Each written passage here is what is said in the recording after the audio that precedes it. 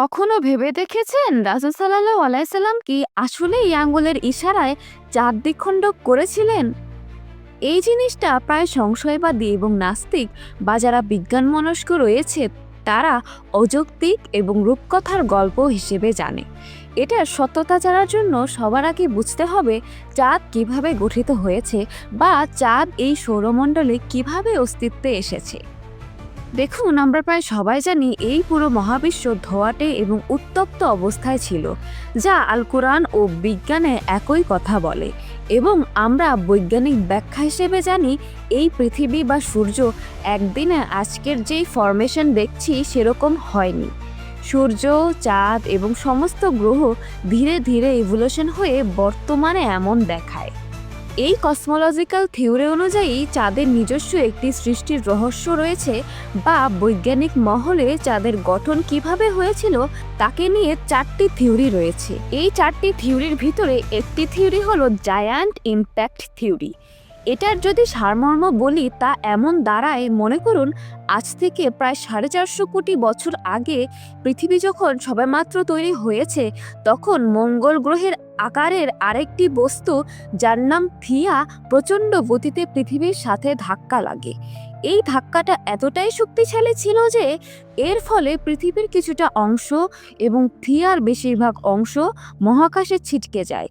এই ছিটকে যাওয়া অংশগুলো ধীরে ধীরে মাধ্যাকর্ষণ শক্তির কারণে একত্রিত হতে শুরু করে, আর এভাবেই তৈরি হয় আমাদের চাঁদ। এই তত্ত্ব অনুযায়ী চাঁদের গঠন পৃথিবীর বাইরের দিকের অংশ এবং থিয়ার অংশ মিলিয়ে তৈরি হয়েছে, এবং দুইটি অংশ একত্র হয়ে চাঁদ গঠন হয়।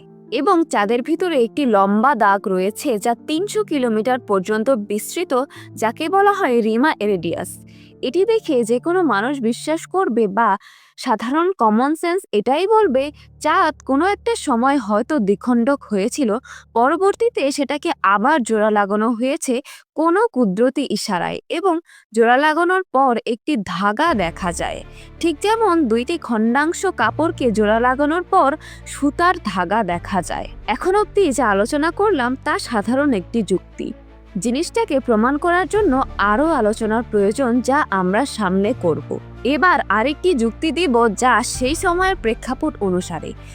দেখুন, আমরা সবাই জানি মহানবীকে মানুষ দেশত্যাগ করিয়েছে এবং তার ওপর নানান ধরনের অত্যাচার করেছে। কিন্তু ইতিহাস যদি আপনি পড়েন, আল বিদায়া ওয়ান নিহায়া এবং এই সকল আরও দার্শনিক বই যা সেই সময়ের ইতিহাসবিদ লিখেছেন, সেখান থেকে বোঝা যায় নবীকে কেউ কখনো মিথ্যাবাদী বলেনি।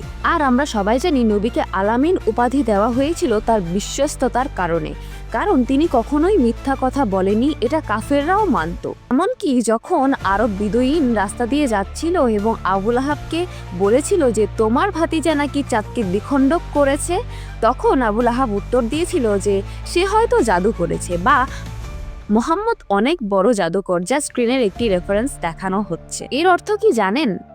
আবু লাহাব তার চরম শত্রু থাকা সত্ত্বেও রাসূল সাল্লাল্লাহু আলাইহি সাল্লামকে মিথ্যাবাদী বলেনি, কারণ আবু লাহাব নিজের চোখেই চাঁদকে দ্বিখণ্ডক হতে দেখেছে এবং সবাইকে বলে বেরিয়েছে যে সে জাদু করেছিল কালকের রাতে, কারণ সবার চোখের সামনে এই জিনিসটা হয়েছে। এবং হাদিস থেকে এটাও পাওয়া যায় রাসূল সাল্লাল্লাহু আলাইহি সাল্লাম বলেছিল যে তোমরা সাক্ষী থাকো আজকের দিনের জন্য। যদি নবী সেই সময় এই চাঁদকে দ্বিখণ্ডক না করত, তাহলে ইতিহাস থেকে সবাই সাক্ষী দিত যে রাসূল সাল্লাল্লাহু আলাইহি সাল্লাম মিথ্যা বলেছে। কিন্তু কেউই মিথ্যাবাদী বলেনি, সরাসরি বলেছে জাদুকর।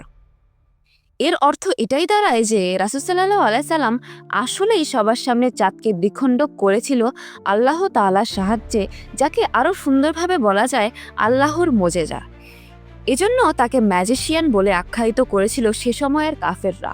এরপর আরেকটি প্রমাণ হলো এই ঘটনার প্রত্যক্ষদর্শী ছিলেন ভারতের মালাবারের চেরাম্যান পেরুমল বংশের রাজা রার্মস, মতান্তরে চক্রবর্তী ফার্মার্স। তিনি যখন তার প্রাসাদের ছাদে ছিলেন, তখন তিনি চাঁদকে দ্বিখণ্ডিত হতে দেখেন। এই অলৌকিক দৃশ্য দেখে তিনি হতবাক হয়ে যান এবং এর কারণ জানতে আগ্রহী হন। পরে যখন আরব বণিকরা মালাবারে আসেন, তখন রাজা রার্মস তাদের কাছে এই ঘটনার কথা জানতে চান। বণিকরা তাকে রাসূল সাল্লাল্লাহু আলাইহি সাল্লামের নবুয়ত এবং চাঁদ দ্বিখণ্ডিত হওয়ার ঘটনা সম্পর্কে জানান।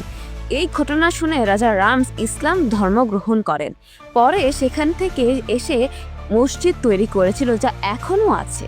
সুতরাং এই আলোচনা থেকে বোঝা যায় চাঁদকে দুই ভাগ করা নিয়ে অনেক ধরনের ঐতিহাসিক রেফারেন্স বা কিছু মডার্ন সায়েন্সের থিওরির সাথেও নবীর চাঁদকে দ্বিখণ্ডক করার যৌক্তিক প্রমাণ পাওয়া যায়। যদিও আরেকটি প্রশ্ন থেকে যায়, চাঁদকে যদি দুই ভাগ করে তাহলে গ্র্যাভিটি পুলের অবস্থা কী ছিল? দেখুন, স্রষ্টা শুধু মানুষের স্রষ্টা নয়, তিনি এই যে মধ্যাকর্ষ, এই যে গ্র্যাভিটি এবং নবমণ্ডলে যা রয়েছে সবই তার আয়ত্তে কার্য সম্পাদন করে।